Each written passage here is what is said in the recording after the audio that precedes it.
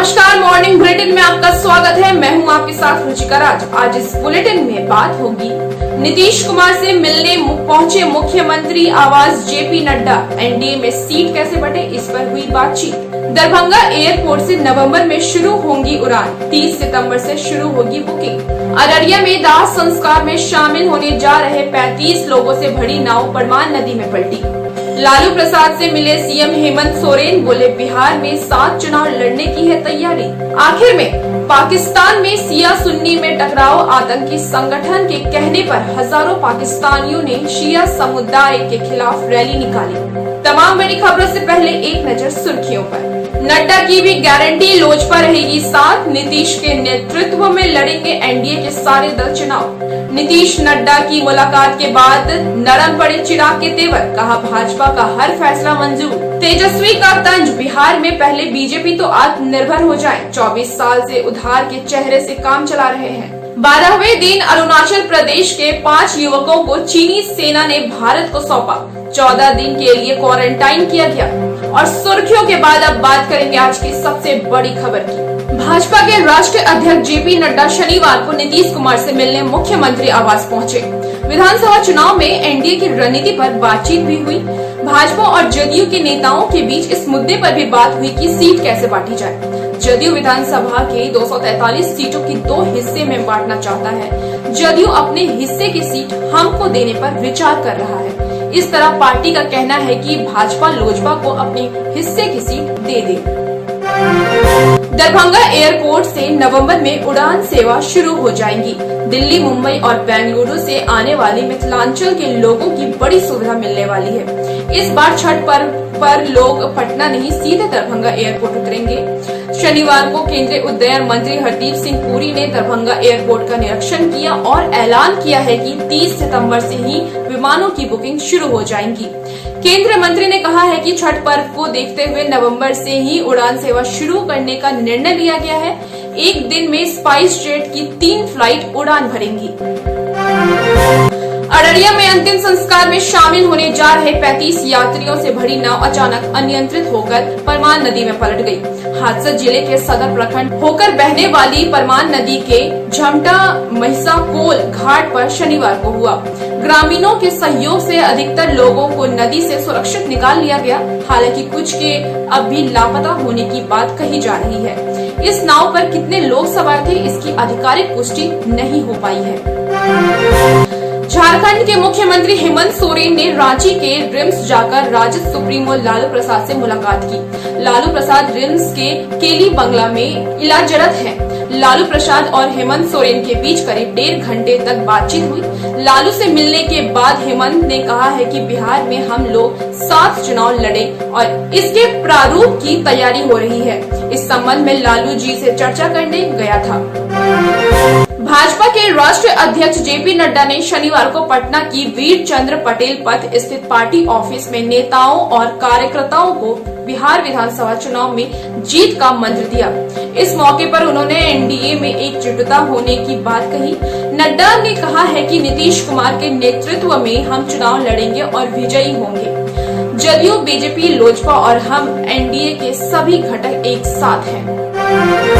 लोजपा अध्यक्ष चिराग पासवान के तलख तेवर की वजह से एनडीए में मची उथल पुथल पर अब विराम लगता दिख रहा है। शनिवार को मुख्यमंत्री आवास में हुई नीतीश नड्डा की मुलाकात के बाद चिराग के तेवर नरम पड़ने लगे हैं। उन्होंने साफ कहा है कि भाजपा का हर फैसला हमें मंजूर है। बिहार विधानसभा चुनाव को ध्यान में रखते हुए बीजेपी ने आत्मनिर्भर भारत अभियान की शुरुआत की है। शनिवार को बीजेपी के राष्ट्रीय अध्यक्ष जेपी नड्डा की मौजूदगी में पटना में इसे शुरू किया गया। अब आरजेडी के नेता तेजस्वी यादव ने इस अभियान को लेकर बीजेपी पर तंज कसा है। तेजस्वी ने कहा है कि बिहार में बीजेपी 24 साल से उधार के चेहरे पर निर्भर है। पहले खुद आत्मनिर्भर हो जाए, उसके बाद बिहार के लिए इस दिशा में काम करे। 1 अक्टूबर से शुरू हो रही पॉलिटेक्निक कॉलेज की परीक्षाओं के लिए छात्रों की परीक्षा शुरू होने के 1.5 घंटे पहले परीक्षा केंद्र पर पहुंचना होगा। सभी छात्रों को मास्क, ग्लव्स व हैंड सैनिटाइजर खुद लाना होगा। इसके बाद ही परीक्षा हॉल में प्रवेश मिलेगा।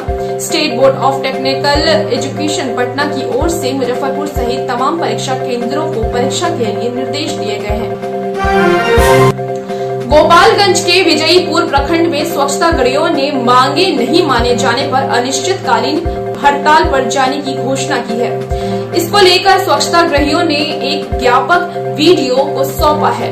यह लोहिया स्वच्छता अभियान बिहार के तहत कार्य कर रहे हैं। स्वच्छताग्रहियों के अनुसार क्षेत्र को खुले में शौच से मुक्त कराने के बावजूद आर्थिक मदद नहीं की गई है और न ही सरकार हमारे प्रति सकारात्मक दृष्टि से काम कर रही है। आंगनबाड़ी सेविका सहायिका संघ की सहरसा इकाई सेविका सहायिका का वर्ग 3 और वर्ग 4 का दर्जा देने की मांग को लेकर अनिश्चितकालीन धरना पर है। शनिवार को बड़ी संख्या में धरना देते हुए सेविकाओं ने डीबीटी का स्वागत करते हुए बिना पत्र के कोई कार्य सेविका सहायिका से नहीं लेने की मांग की है। धरना पर बैठी सेविका सहायिकाओं ने कहा है कि अल्प मानदेय में भी हम सरकार के कदम से कदम मिलाकर चल रहे हैं। इसके बावजूद हमारी मांगे पूरी नहीं की जा रही हैं। जब तक हमारी मांगे नहीं पूरी की जाएंगी तब तक हम धरना पे ही बैठे रहेंगे। हमारा सर मुख्य मांग है, हमें सरकारी कर्मचारी का दर्जा देना होगा। दूसरा मांग है कि डीबीटी के माध्यम से पोषाहार की राशि सदा के लिए बिहार में लागू हो। तीसरा मांग है बिना लेटर का कोई भी काम आंगनबाड़ी सेविका से नहीं लिया जाए और जब तक सरकार हमको सरकारी कर्मचारी का दर्जा नहीं देंगे तब तक हम लोग लगातार अनवरत यहाँ बैठे रहेंगे, क्योंकि सहरसा के कमिश्नर सहरसा के। मिलते हैं एक छोटे से ब्रेक के बाद।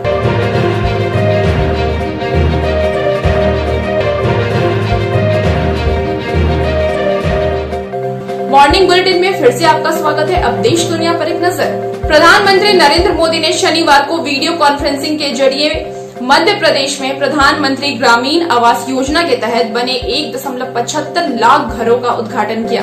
इस योजना के तहत घर पाने वाले 3 लोगों से मोदी ने बात भी की। मोदी ने कहा है कि प्रधानमंत्री आवास योजना के तहत एक घर बनने में औसतन 125 दिन लगते हैं, लेकिन कोरोना के समय में इस योजना के तहत घरों को सिर्फ 45 से 60 दिन में बनकर तैयार किया गया है।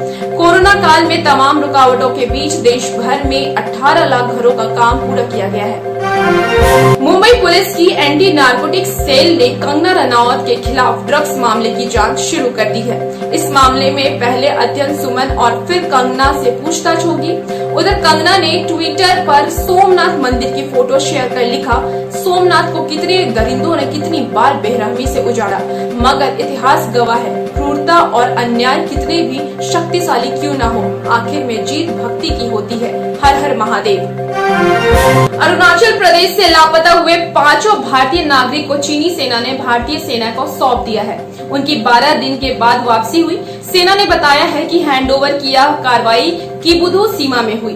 करीब 1 घंटे तक कागजी कार्रवाई चली। अब इन्हें कोरोना प्रोटोकॉल के तहत 14 दिन के लिए क्वारंटाइन कर दिया गया है। इसके बाद अब इन्हें इनके परिवार को सौंप दिया जाएगा।